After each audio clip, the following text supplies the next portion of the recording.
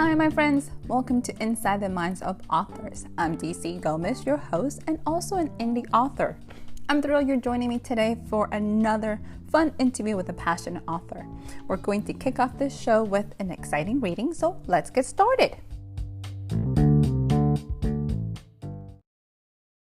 Hello, everyone. My name is Michelle Hoffman. I write under Sofia and Hoffman, and today I'm going to be reading a piece of Stephen with a V to you. I'd like to start with the beginning of the book and read the part that shows how Stephen and I truly met, as he was an actual coworker of mine when we worked at the video chain store together. And this will also explain the title of the book, Stephen with a V. How we met. When I first met Stephen, I had quite a few thoughts running through my head. As the assistant store manager of the no longer in service video store location that we were both working in, it was my responsibility to make the schedules. Oh great, another Stephen. How do I tell the two of them apart by name only? And it's obvious by the smell that this guy is a smoker, and that means extra smoke breaks. How old is he anyway? I had nanoseconds to process all of this in my head as I reached out and shook his hand. He was not much taller than me, maybe an inch or so, and he was really skinny. I know, I shouldn't judge on weight. After all, I'm a BBW girl myself. But he was that level of skinny that smokers attain when they smoke instead of eat. His hair was a shade in between dirty blonde and light brown. He also had a mustache, unlike most of the male employees working there. I'm attracted by a man's eyes first, and his were definitely up there in attractiveness to me, a deep brown, almost like melted chocolate. He shook my hand firmly with just the right amount of pressure and gave me a smile. Hi, nice to meet you. I'm Stephen Cole. Hi, Stephen. I'm Carolyn Baker. I paused for a moment. So, is that Stephen with the PH or with the V? I'm asking because we already have another employee named Stephen with the PH, and I can feel the confusion already. He burst out laughing, and that sealed the moment for me. This guy had my sense of humor. Stephen with the V, he assured me. If you want, call me that when we are all working together to avoid the confusion. Stephen had no idea how true that statement would become. Morning shifts usually consisted of me opening the store, Stephen with the PH coming in a little before the customers were allowed in, and Stephen with the V following along not long after. If I was up front and needed help, I would yell across the floor either Stephen or Stephen with the V to get their attention. Customers must have thought I was crazy at points. Of course, it was a smaller town, and most of the customers knew Stephen from his other job of working at the local gas station / convenience store / fast food restaurant. He worked the graveyard shift there, then came in for 4-hour stints at the video store before going home to sleep. Stephen and I seemed to find endless things to talk about during our time working together up around the front register area. You would think that working together 5 or more days a week for 4 hours at a time would dull that down, but somehow it didn't. I would say that our souls had a connection. There were issues, though. The biggest issue was my then and now refusal to fall into the trap of dating coworkers. My second biggest issue was that I was a primary caretaker for my mother, so when I wasn't at work, I was at home taking care of her. She took up most of my time, and I was finding it hard to cut the connection to do any kind of dating. You're probably throwing your hands up in the air and wondering why I'm bothering to tell you any of the story if there's going to be no romance involved. Well, this is a story of how I wish things might have gone with Stephen. And I'm now jumping ahead to after a Friday night shift. Thank God that Friday night shift was over. I could have headed directly home, but I was starving, and I only knew of one relatively close place that was open. It just happened to be the fast food place that was attached to the gas station which Stephen worked at. It was out of the way, but not by more than 10 minutes. I decided to go for it. Driving down the empty streets at 25 miles an hour felt so stupid. There's no housing on the street, just businesses, but they were all closed. However, the police were always on watch there, so I was careful about it. I pulled up and parked, turning off my car, then headed inside. Stephen was there at the register. He looked over and a huge smile blossomed on his face. Every time I saw that smile, he was transformed into something beautiful. How was work? He asked. Slammed, then it died down, I reported, heading toward the candy aisle for some gum. And this lady was so rude, I wanted to smack her, but I refrained. I like the income from my job, and I don't think I'd look good in prison stripes. I grabbed what I wanted and headed to the register. Stephen grabbed hold of his uniform top and pulled it out from each side of his chest, looking down at it and turning slightly as if peering at it in a different light. Me either. I'm more of a solids person. I put my hand up to my chin as if studying him. I could see you in plaids. You don't always have to wear solids. He was about to reply, but was interrupted by a customer wanting to put some money down to turn on a fuel pump. I waited patiently as Stephen finished the transaction, and the man went out to pump his gas. Daryl came in tonight. You missed him. Drat, I love that dog, Stephen said. Daryl was a silver-colored Great Dane that had been coming into the store since he was a puppy. For a few months, he was so gangly that he couldn't walk on the linoleum portion of the floor without his feet slipping out from underneath him. So his owners would split up. One would stand in the doorway on the rug and let Daryl sit by their side, while the other would go look for what they wanted, and then they would switch off. Daryl unofficially became our theft deterrent. Even though he learned to walk on the flooring, he preferred to sit on the rug and be petted by everyone coming and going. I know, he's great. Hey, what do you think about me bringing in a box of small dog treats? I know we aren't supposed to let people bring pets in, but everyone brings them in anyway. That's because you're a sweetheart and you can't stand to see them tied to a post outside, Stephen said, making me blush. It's not fair to them, I mumbled. Carolyn, it's great you feel that way. He paused. You don't have to go home right away, do you? No, everyone's asleep by now, I'm sure. Why? Want to go to the kettle with me? He asked the words quickly as if he was afraid to say them. I was starving and thought of some real food sounded wonderful. I was also torn. I didn't date coworkers. It was a rule of mine. But couldn't this just be two coworkers having a meal together? How soon do you get off? I finally replied. He gave me another 1,000-watt smile. 10 minutes. Sure. We hung around for the rest of his shift and then each went to our separate cars. Mom's warning rang in the back of my head. Always take your own car on a date so you don't have to depend on them to bring you home. You can never tell when it will save a life. I shook the thoughts off as I buckled my seatbelt and headed out to the next city over where the kettle was located. It was a nice restaurant that was open 24 hours a day. Parking could be hard, but we both lucked out and walked toward the entrance together. He opened the door as we approached, and I thanked him. This is Dutch, right? I asked, trying to defend my inner "this is not a date" argument.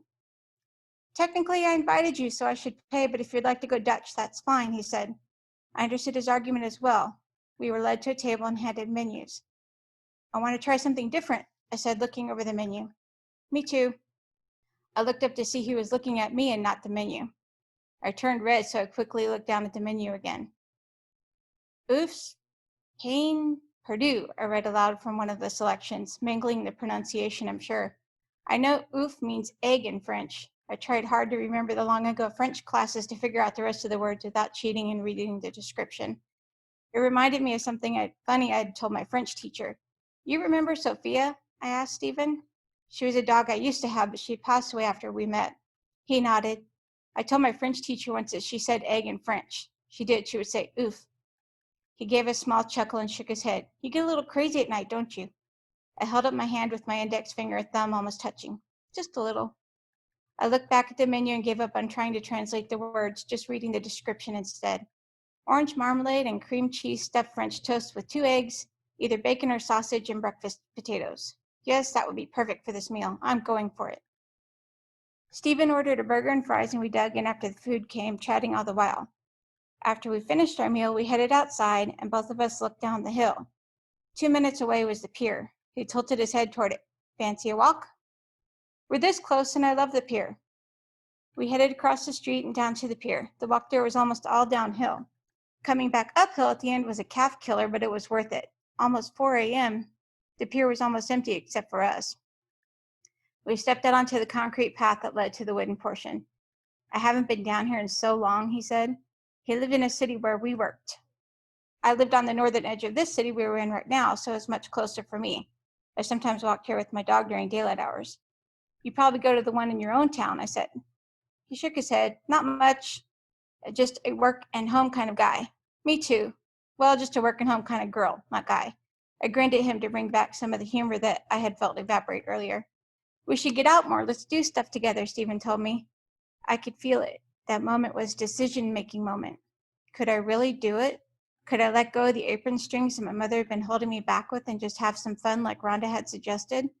Could I take the chance and risk the hurt and rejection, or would I forever say no and never risk finding true love?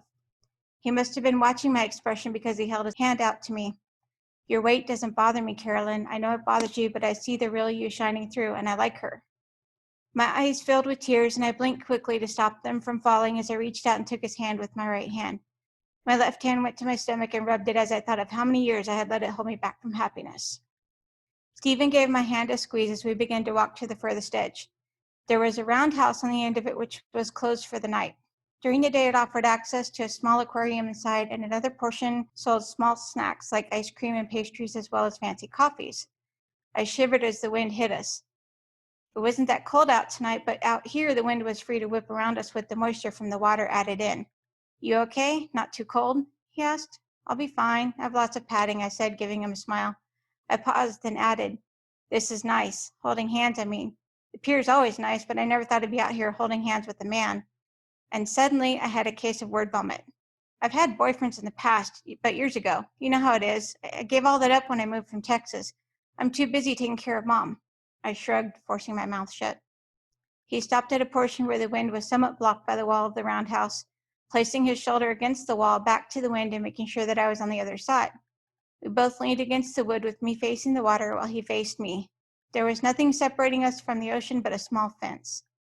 We looked up at the stars together as if we'd both had the same idea at the same time. Great minds think alike, right?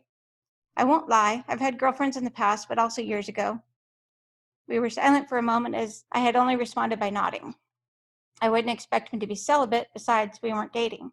He broke the comfortable silence with something that I will remember forever. In a soft voice, he said, Carolyn, you have to take care of me first and then take care of you. Get it? I knew what he meant.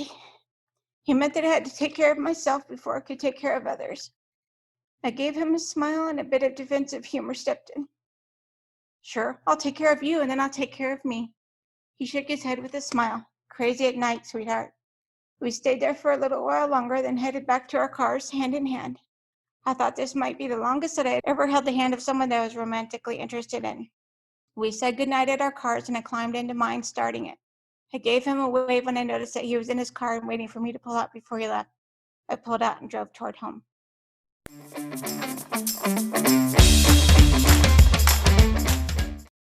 Hi, everyone, and welcome to another episode of Inside the Minds of Authors. Today, we have the amazing Miss Sofia and Hoffman, better known as Michelle, here with us today. And we just got this really exciting and kind of inside look at her book. So we're excited to get ready to talk. How are you doing today, Madame? I'm doing great, and you? I am wonderful. I'm so happy to have you on the show today. So I have questions about this reading. So are you ready to get started? Sure. Let's start from the beginning. Tell us a little bit about this book. Where does it come from? What is it all about? Well, this book is semi-true. I worked at Blockbuster for 13 years. You'll see some of the examples throughout the book of things that happened to me for real at the different stores that I worked at. Stephen and Stephen were both true coworkers of mine, and I did work with them in the same shifts. So I had to differentiate them by calling out Stephen with a V so that he would know I was talking to him versus the other Stephen. I had a crush on him. I did have the I will not date coworkers policy, so I never acted on it. I'm going to write about what I think would have happened if I had acted on it. What made you decide to do it? Because this is huge. Even talking to you about it, you're still emotional. You're still touched by this story, which is beautiful. This is what we do. We bring our lives into the page, and then we bring it to life to people. So what made you decide to write about it? I don't want to give away everything that happened with it. No, don't tell us the story. You don't want to spoil it. Just tell us, when did you decide to write about it? I first tried to publish this in 2018. Before that, I had written small stories. I'd never tried to publish anything. And I found my way to a writing group called Pen and Ink. They decided that the writing group were going to have a Valentine's Day anthology. So I thought, okay, I'll go ahead and write about Stephen because, it's a love story. The leader of the group said the story didn't have the same steam level as the rest of the stories in there. It's more of a sweet romance than more leading toward the erotic romance. There is sexual encounters in it, but they're light compared to what you would expect, especially with something from reverse harem. So I held on to the story. She said, the story, it has all the feelings. You should publish it on its own. I held on to it, and then it got into an anthology in late 2019. At the same time, I found out that one of the members of the writing group also belonged to a publishing group. I submitted the idea for Stephen with the V to her as a publishing group. They accepted it. So as soon as it came out of the anthology, it was traditionally published. This is my only traditionally published book. Awesome. So you are a mix of indie and traditional, which is kind of exciting. Yes. When did you decide to start publishing? Back in February 2018 with the Valentine's anthology. What happened with that was the group leader and I, neither one of us had time to write a full story, so together we wrote one. That story is a contemporary romance, as is Stephen with the V, but other than that, they're totally different makes as far as the story itself goes. After that, then I decided to try indie publishing, solo publishing, and that took me until September to finally get up the guts. Very much an introvert. It takes a lot for me to push myself to do something I don't want to do. I forced myself to do that. And actually, Stephen came out on the same day that my first solo book came out, indie publishing. So they just happened to come out on the same day. Coincidence on that. You had dual anniversary in 2 books. That is awesome. Yes. Do you consider yourself a contemporary romance author, or do you have multiple genres you write in? What would you consider yourself? I actually write in multiples at this point. I lean mostly toward the paranormal. I do have 2 stories in print at the moment that are paranormal romance, and then I have a short Halloween, well, it's not really Halloween, it's Hellhound. It came out originally in a Halloween anthology that has no sex at all in it. It's just urban fantasy, I guess it would be.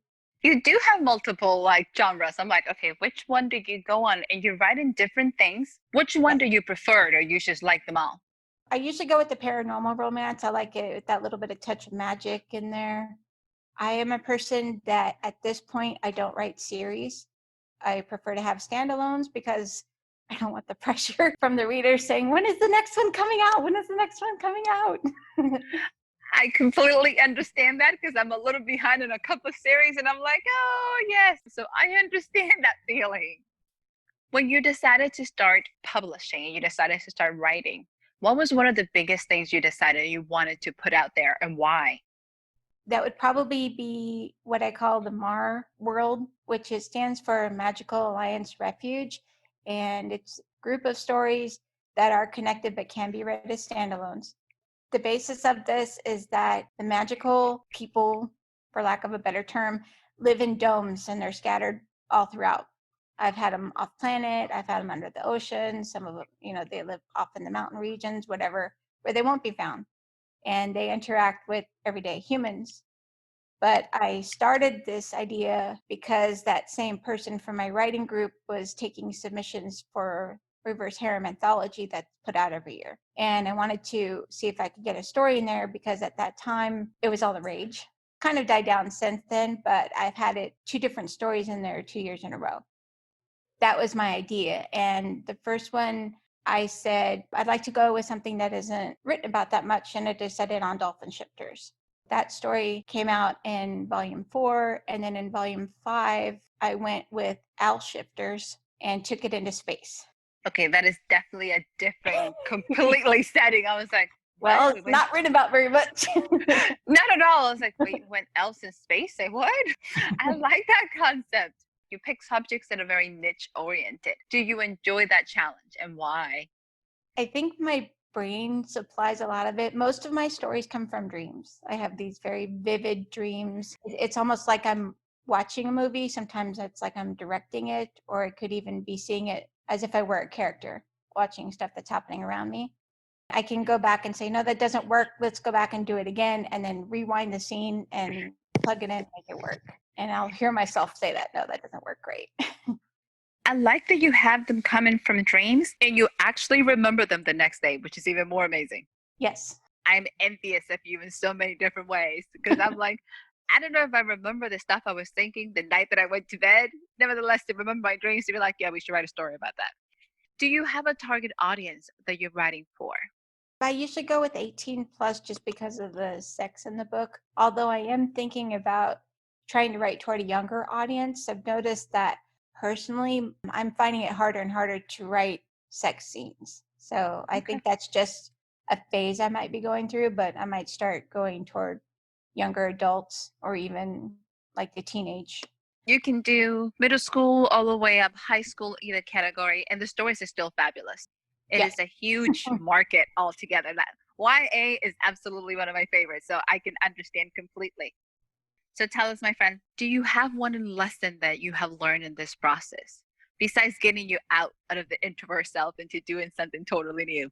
So many people think that being an author is just sitting down and writing a story. They don't realize how much work you have to put into it. You have to get out there and advertise yourself.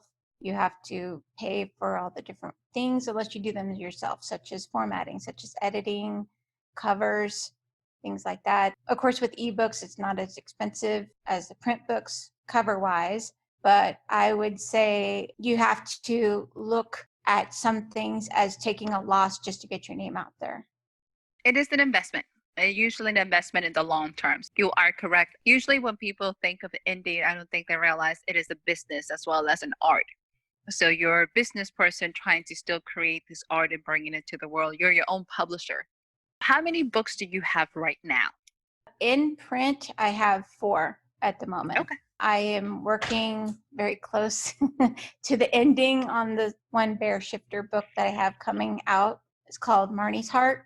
The premise of it came from a very vivid dream that I had a deaf woman who stops basically a small rest stop area, and she sees a child being kidnapped, and she follows after and finds out that the child's actually a bear shifter. The child's parent comes after. Throughout the course of the book, she's actually changed into a bear shifter as well. And it's all her discovering how suddenly she's got to control herself so she doesn't turn into a bear without trying to. At the end, it started getting really strange. So I'm trying to work that out to where it's not so odd, because like all these creatures started showing up in my imagination. We had dragons and a kitsune and unicorn, and I'm just like, whoa, let's stop and just slow it down. Just finish the final action scene and get the book out. So I'm working on fixing that so it doesn't go haywire on me and create this whole world. From another dream, I have a woman named Keen. Is about 4 feet tall, and she has one amethyst eye and one green eye, and she can turn into a sword. And that was a very interesting dream. I know I have all these very weird dreams. I am trying to visualize this. I was like, does the sword talk? How does she communicate? And what body part is the handle? Like, how does this work here? Well, she doesn't talk as the sword. She communicate mentally with Johann, who's the male main character of the story. They're not a couple. Together they guard a king. They don't have any romantic interest in each other. Are we having some dragons? Because it sounds like It, dragons it and might. tangents. So far, there's bad aliens in that one too. You're definitely out into continuing to create something new for me. I was like, aliens in these books. I'm liking this. Where are you taking this? I think that one might have a little touch of my background here in Arizona going with it, because those aliens I pictured were gigantic black aliens with scorpion tail and scorpion claws. Oh, yes. You're definitely, your home side is influencing your art. There's a little bit of that coming in there. So, absolutely. How long have you been writing? I know you've been publishing since 2018, but how long have you been writing for? Oh my goodness. I know I did like little things when I was already in elementary school, and I did actually have a poem published when I was in 11th grade in my high school magazine. Haven't done a lot lately, but I used to do a lot of poetry, a lot of short stories. I once did a bingo murder mystery that my mother found quite amusing. It was probably about 3/4 of a page long. I like the bingo murder mystery. That sounds fun. When you were coming up, who are some of your favorite writers? Well, my mom started me early on reading. I can remember even before kindergarten sitting there with Richard Scarry's Busy Town books. My mom gave me the Little House on the Prairie series. I also had the Chronicles of Narnia series. I have an unabridged Lewis Carroll. When I got a little bit older, I started going into Anne McCaffrey with the Dragon Riders of Pern, one of my favorites. Terry Brooks, one of my absolute favorite books, Magic Kingdom for Sale Sold. You should read that, definitely. You know, I'm writing some of this down. It's like, ooh. Yeah. You can tell I kind of lead toward the fantasy in my books, but I don't know. It's pretty interesting to think about, especially with the Little House on the Prairie books. I learned a lot from those books, and I don't know how much of them are true to fact. I'm guessing a lot of it, like pouring cold water on frozen potatoes kind of helps them to keep them from freezing. I was like, that doesn't make any sense to me, but that's what they were doing in the book to try and save the potato from freezing out when they had a blizzard come through in one of the books. Oiling his shoes, it's like, Nowadays, I'm like, I want to Google that. I was like, Google, is that true? yeah. Tell us, do you have a book that you have found, and we talk a little bit, a few of them so far, that has influenced you or motivate you coming up? And then if you have one as a writer that you say, this has definitely motivated me. Well, I really liked Anne McCaffrey's Dragon Riders of Pern series. It stayed in my mind so much. And I really want to fire a lizard, by the way. I think we all do. So I'm like, yes, I understand. She was so in depth in her descriptions of this planet. And then you get to the last book and it's like, really? So I don't want to give that away in case those of you who have not read The Dolphins of Pern. I think that was the name of the last one that was in the series. Yeah, it was just like shocking to go through all of that and then realize at that end. So I kind of like the idea of that. I found in my writing, I like to do a lot of action and drama with my stuff. I do that with Claiming the Owl Shifter. Ava, the main character, is an owl shifter. Her father and brother were taken when she was a baby, and when she was 5, her mother was put into a mental institution when some humans found her, and she told them she was an owl. So of course they think she's crazy, and she's got this 5-year-old girl up in a tree. From the age of 5 on, she's basically been on the run. And it goes through her experiencing foster homes and then into finally finding a family and then still being on the run from the aliens who have been trying to catch her entire life. That's a lot. It is. So I was trying to capture like what her emotions would be as she's doing all of this, but still getting all of that drama in there. I have the scene where they finally do capture her is in a library at night, and she goes into the library to hide. And so she's like tracking her way through the library. She makes a video of herself telling everybody, they're after you. You have to be careful. It doesn't matter what race or how old you are, or anything like that. Just be careful, because she has no idea that they're only after certain people. She thinks they're after everybody. I try to make it realistic too. Like I have going through a window and find a lost and found box, set up the video equipment, because it takes place back when Betamax was the only thing available. So she's like having to adjust the video, to get it to film herself and everything. And then she gets on the spaceship, and like the spaceship is so advanced. She goes through with learning how to keep the door from closing on her with like shoving something in there because it's got no handle. She finds a very special pet, the animal portion of the spaceship, because it turns out that the aliens aren't bad. What they're doing is they are taking people who have extra powers off of places where they're going to be tested by scientists and taking them to one of the domes that would suit them. And so that was their goal, to take her along with the animals that they had picked up from different places and transport them to the planet where they would be safe. That's a nice little twist Yeah. to something. I'm like, okay, you just got kidnapped by aliens. How can this not be bad? But I like the twist that you put into it. It's kind of fun. What do you have coming up? Marnie's heart is the closest. I need to get that final battle scene figured out and written down. And I've been working on it. I also read through Stephen when I was picking out what to read for today. And I took a little bit of a look at Keen, which is the woman that can turn into the sword, just to figure out where I'm going next. But Marnie's heart is the closest. And I think it's funny because that's when I started. I was working on that before I published my first story. So it's been hanging in the background there. And one of my friends in the writing group keeps pushing me, when are you going to put this out? I would really like to get that out and say, here's the rest of the story. So do you jump from one project to the other? Yes, as my brain fills in. I do have one called Pisces on the Hunt. That one is part of the Mars series. Pisces is a red octopus shifter. He has been hired by a mafia boss to try and locate the mafia boss's daughter and another woman who were taken. And it's tying into that Mar world where they're being experimented on by scientists. But lately my brain has been going, you should do Pisces. I'm glad that your stories are fighting with attention. Like, which one should we do first? Which one do we go?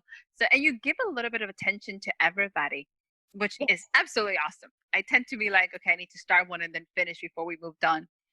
So tell us, what advice would you give an up and coming author? Because you have gone through this process, you have done the traditional, you have done the indie, you are at that hybrid mix. What would you tell them? I would like to tell them the same thing that author Amy Samita told me. She said, write your story. It's a story you want to publish. If you put it out there and no one reads it, you can say you're a published author. If you put it out there and everyone reads it, now you have a source of income. I like that advice. It's very practical. When you apply this to yourself, how did it feel? Oh, it felt wonderful. And I chickened out and went with anthologies first. It makes it easier for me, I think, to go with anthologies because the stories are shorter, but being in a group situation, it kind of made me feel more secure. And I thought, well, people don't know my name, but they know such and such author from this book and from that book. And so maybe they'll read mine. I actually found that with that one Reverse Harem Volume 5 that I was talking about with Claiming the Owl Shifter in it, the reviews on there, a lot of the reviews were saying that the stories from the authors weren't really complete, but mine had a lot of stuff in it compared to the others. And I was just like, so kind of. It's probably the fact that you took the same time to write that piece as you would anything else. So you didn't give the crowd a half piece. It was something that they could Right. actually enjoy. Right. Are you ready for our next round? I am. We Yes. we are moving to our lightning round. Easy fun. You're like, oh God, oh God. I didn't know there was going to be a quiz. Okay, go ahead. So, yes, there is. There is a quiz at the end of this, always. Easy, fun questions. Don't think too much of it. Let's get started. City or country? Country. Nice. Morning bird or night owl? Morning bird. I would have thought you'd be a night owl, but okay. Cold drinks or hot drinks? Cold. If you had a warning label, what would it be? Ooh. If I'm cleaning and I'm quiet, you better move away. Oh, that's a sign. That's like angry cleaning. There's angry cleaning and happy cleaning. If Okay. I'm cleaning and the music's going, you're fine. If you could be any Disney villain, who would you be? You know who I've always liked is Hades from the Hercules cartoon. He is so much fun. I love his attitude and snark. I like. So here's your last one. Pretty simple. What is your favorite place to write? Right where I am right now. I'm in my recliner with my fur baby snuggled in my lap. And I do have an office, but I rarely use it for actually sitting down and writing. It's more of a place to hold all of my books. I did the same thing in my house, so I understand. It has been such a pleasure to have you. I had so much fun. Anything you would like to tell our listeners before we go? I really enjoyed being interviewed by you, and I have listened to a couple of the other authors, which I hadn't before you invited me to do the podcast. It's just something that I hadn't been aware of, but I think I'm going to go back and enjoy listening to some more. They're so much fun, and I'm so glad you're enjoying it. I'm so glad you came on this show. And to our listeners, go ahead and give this interview a like, share it, invite other people into community. Make sure we all get to know each other a little more. And thank you so much, Miss Sophia Ann, aka Michelle, for joining us. And to everybody, thank you so much for being inside the minds of authors. We'll see you again next week. Thank you, everyone. Thank you. Goodbye.